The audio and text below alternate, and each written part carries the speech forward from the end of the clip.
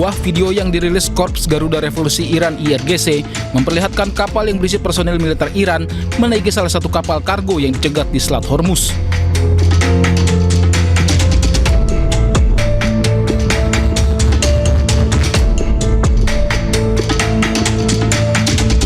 Personil militer Iran kemudian melakukan pemeriksaan di atas kapal. Dalam pernyataan resmi di media Iran, IRGC menyebut langkah ini merupakan bagian dari pengawasan ketat terhadap aktivitas di Selat Hormuz. Kedua kapal yang melanggar ketentuan diidentifikasi bernama MSC Francesca yang disebut memiliki keterlibatan dengan Israel, sementara satu kapal lagi bernama Epaminondas. IRGC menyatakan kedua kapal berusaha tinggalkan Selat Hormuz secara diam-diam sebelum terdeteksi dari cegat unit laut mereka. Saat ini kedua kapal telah dipindahkan ke perairan Iran untuk dilakukan pemeriksaan terhadap muatan, dokumen, serta catatan lainnya. IRGC tegaskan setiap upaya yang melanggar aturan pelayaran yang ditetapkan Iran di Selat Hormuz akan ditindak tegas sesuai hukum yang berlaku.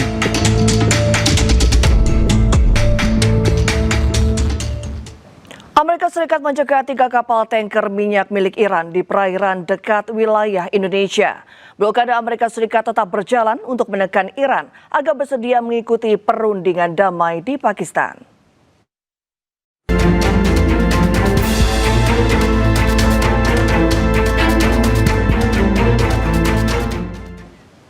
Pemirsa, Komando Pusat Amerika Serikat atau CENTCOM merilis video kesiapan siaga pasukan Amerika Serikat pada saat gencatan senjata sepihak dengan Iran.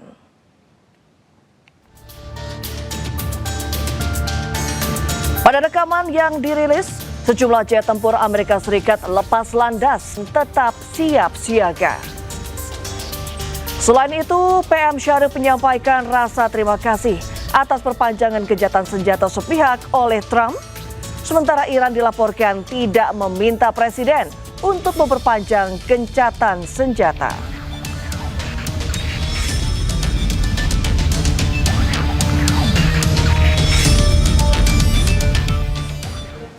Komandan Angkatan Darat Iran memperingatkan musuh agar tidak meremehkan kekuatan militer Iran. Peringatan ini menegaskan kesiapan tempur Iran di tengah ketegangan kawasan.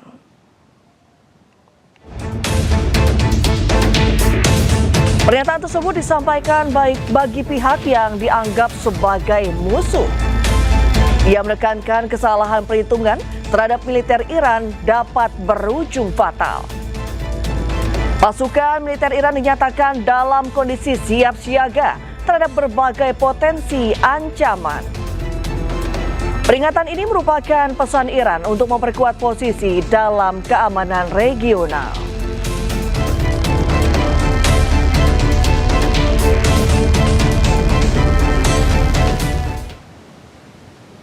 Ya pemirsa, di tengah gencatan senjata sepihak oleh Amerika Serikat, Iran memamerkan rudal miliknya di jalanan Teheran. Pameran rudal raksasa Iran seolah menjadi pesan visual untuk Amerika dan Israel akan kelengkapan alutsista yang masih dimiliki Iran.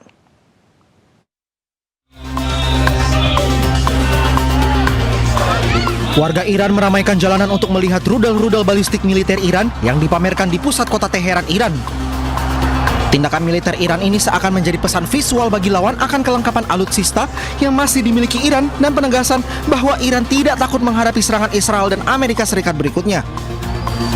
Rudal yang dipamerkan diantaranya rudal balistik Ghaut al-Khorramshahr 4 yang merupakan rudal unggulan militer Iran.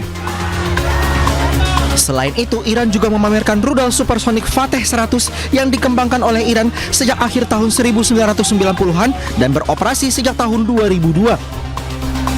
Fateh 100 mampu melesat dengan kecepatan mencapai 3 kali kecepatan suara. Pameran rudal raksasa Iran ditunjukkan bersamaan saat aksi unjuk rasa warga pro pemerintah Iran digelar. Negosiasi antara Amerika dan Iran belum mencapai kata sepakat. Amerika memperpanjang gencatan senjata menuntut Iran tidak menggunakan nuklir. Iran pun memberikan jaminan soal penggunaan nuklir, namun Amerika harus mencabut blokadenya dari Selat Hormuz yang diklaim milik Iran.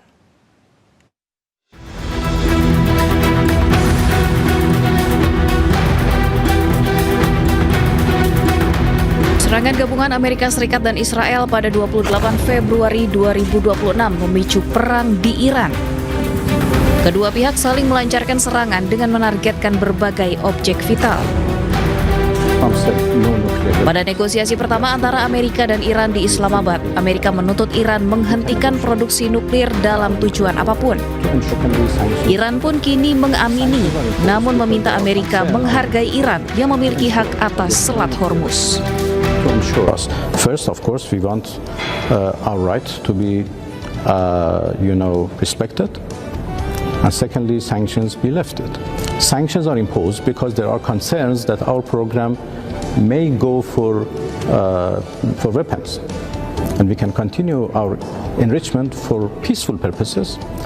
Then every details of that is negotiable. And I hope that nothing would happen which interrupt that. It would be a big threat for everybody.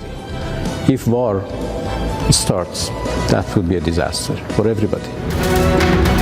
Sementara itu, Sekretaris Pers Gedung Putih menyebut Amerika Serikat menawarkan fleksibilitas kepada Iran. Amerika juga telah memperpanjang gencatan senjata untuk memberi waktu kepada Iran agar Iran bisa memenuhi tuntutan mereka.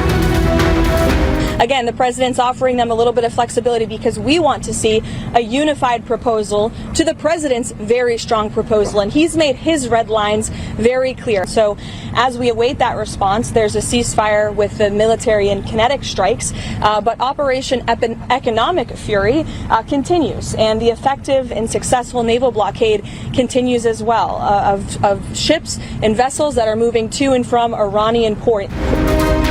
Gencatan senjata antara Iran dan Amerika membuka ruang diplomatik bagi kedua negara untuk menyelesaikan persoalan.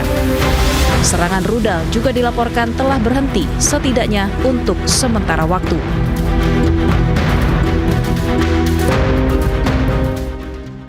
Ya, serangan beruntun Israel ke Lebanon berlangsung lebih dari 1 bulan. Kini dalam masa gencatan senjata, Lebanon tetap dalam bayang-bayang zona yang diberlakukan oleh Israel.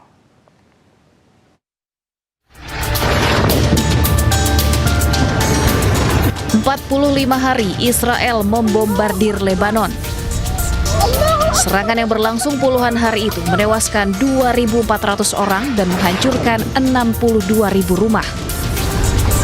Selain itu, lebih dari 1 juta orang juga mengungsi sejak dimulainya kembali pertempuran antara Israel dan Hizbullah pada 2 Maret 2026 lalu. Tank Israel melakukan invasi darat di Lebanon Selatan meski dalam masa gencatan senjata.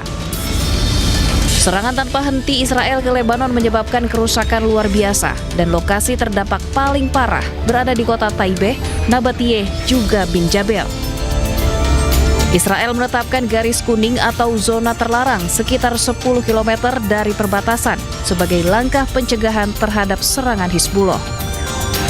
Zona aman juga dibentuk yang akan mencakup sekitar 10% wilayah di Lebanon. Sementara itu, pemirsa, tentara Israel mengeluarkan video saat menginvasi Lebanon Selatan.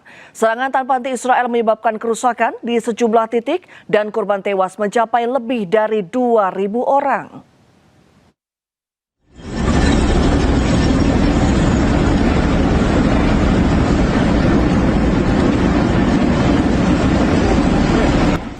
Militer Israel membagikan video saat tank-tank mereka menginvasi darat Lebanon Selatan.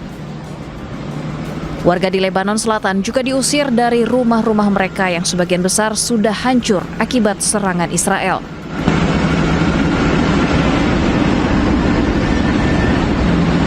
Israel bahkan masih dilaporkan membakar sejumlah rumah warga. Serangan tanpa henti Israel ke Lebanon menyebabkan kerusakan luar biasa di sejumlah titik. Rumah-rumah warga rata dengan tanah dan lokasi terdampak paling parah berada di kota Taibeh, Nabatiyeh, hingga Bin Jabel.